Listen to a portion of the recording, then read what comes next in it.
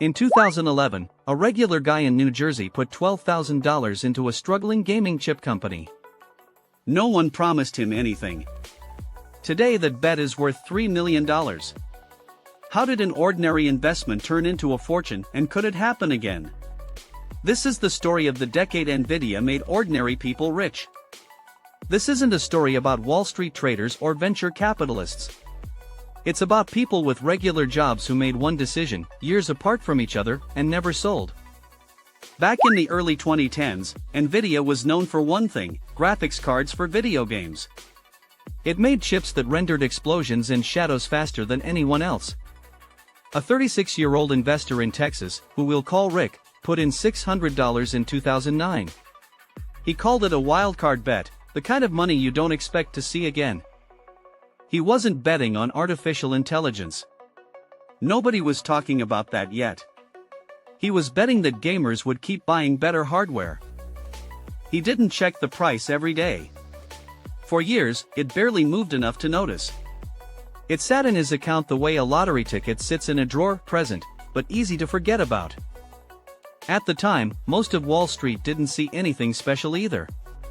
Nvidia was a mid-sized company in a crowded chip industry, competing for attention against much bigger names.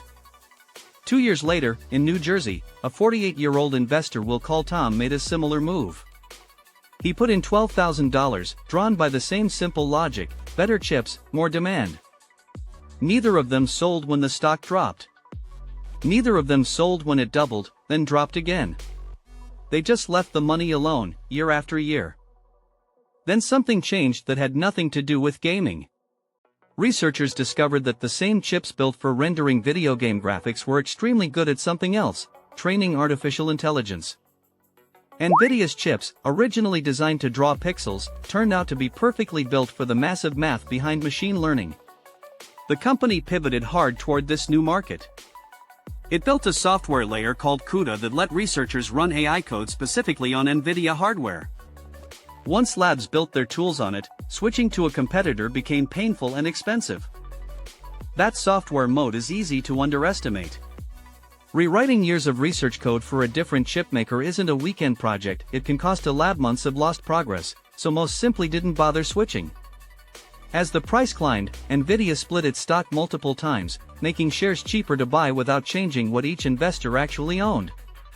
It made the stock feel accessible again to newcomers. Bigger companies noticed too. Google, Amazon, and Meta all began designing their own AI chips to reduce their dependence on Nvidia, a sign of how much leverage one company had built. That lock-in mattered. As the AI boom accelerated, demand for Nvidia's chips exploded. Since 2019 alone, the stock has climbed more than 1,500%. For Tom in New Jersey, the math became staggering. He added $50,000 more in 2022. Today, his total position is worth about $3 million, according to brokerage statements he shared publicly. A $12,000 bet, held for over a decade, quietly became a fortune not through trading, but through simply not touching it. This is the part most people misunderstand. These weren't day traders. They weren't chasing headlines. Their advantage was time, and the discipline to sit still through years of volatility. And there was real volatility. Nvidia's stock has fallen more than 50% from its highs multiple times over the past decade. Investors who sold during those drops locked in losses instead of gains. So what does this mean for the economy beyond two individual stories? It means a single company's technology bet reshaped retirement accounts, home purchases, and college funds for thousands of ordinary shareholders. It also reshaped an entire industry. Chipmakers, data center operators, and even electricity providers now plan their futures around the assumption that AI demand keeps growing.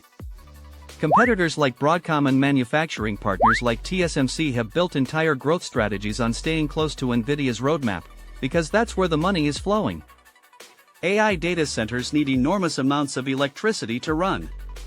That single fact is now pushing utility companies to build new power plants years ahead of schedule, just to keep up with chip demand. It has also created real jobs: construction crews building data centers, engineers designing cooling systems, and technicians maintaining server farms that didn't exist a decade ago. For ordinary investors, that ripple effect matters. Index funds and retirement accounts that many people hold without realizing it are often heavily weighted toward exactly this kind of company now. Here's the honest caveat: for every Tom or Rick, there are countless investors who bet on companies just like Nvidia that went nowhere, or to zero. Their stories rarely make the news. So is the next Nvidia already sitting on someone's screen right now? Possibly. But nobody can identify it with certainty in advance, and that uncertainty is the part success stories tend to leave out. Some analysts now question whether Nvidia's growth rate can keep pace with the last decade. A company already valued in the trillions of dollars needs enormous new demand just to grow at the same speed. Meanwhile, smaller competitors and entirely new approaches to AI computing are emerging every year, any of which could eventually chip away at Nvidia's dominant position. What made this story different wasn't a secret formula. It was a real business shift, from gaming chips to the engine of artificial intelligence, combined with years of patience through real losses. None of this is investment advice, and past performance from one company says nothing certain about the next one. But it does say something about what long-term conviction can look like when a bet happens to pay off. Tom still hasn't sold. Rick still hasn't sold. Their story isn't really about Nvidia anymore, it's about what happens when ordinary people choose to wait.